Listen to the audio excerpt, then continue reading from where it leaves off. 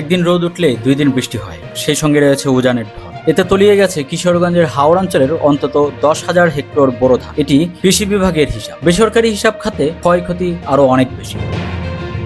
জেলার 13টি উপজেলার মধ্যে সবচেয়ে বেশি ক্ষতিগ্রস্ত হয়েছে অষ্টগ্রাম, ইটনা ও মিঠামইনের হাওর অঞ্চল। এর মধ্যে শুধু ইটনা উপজেলায় প্রায় 3,000 হেক্টর জমির ধান তলিয়ে গেছে। এছাড়া নিকলি, বাজিতপুর, তারাইল ও করিমগঞ্জের অনেক হাওরের উপর পাকা বোরো ধান পানিতে ডুবে গেছে।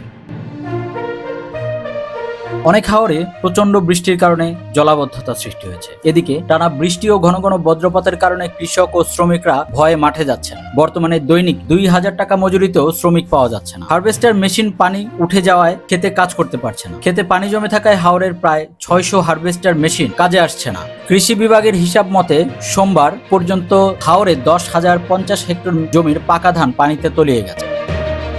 জলাবদ্ধতা সৃষ্টি হয়েছে আরো বহু জমিতে। এতে ক্ষয়ক্ষতিগ্রস্ত হয়েছে অন্তত 34,000 কৃষক। কৃষি বিভাগই বলছে এর মধ্যে 60% জমির ধান কাটা হয়েছে। তবে যেসব ধান কাটা হয়েছে রোদের অভাবে তা শুকাতে পারছে না কৃষকরা। ভেজা ধানের চারা গজিয়ে যাচ্ছে। টানা বৃষ্টি ও উজানের পানিতে ঢলে ধনু, মেঘনা, বলাই, মগরা, কালনি, কুশিয়ারা, দাইরা, গোড়াউত্রা, ধলেশ্বরী নদীর পানি বেড়েই চলেছে। এসব নদ নদীর উপচে পড়া পানি হাওরে ঢুকে পড়ায় একের পর এক ফসলি জমি তলিয়ে যাচ্ছে।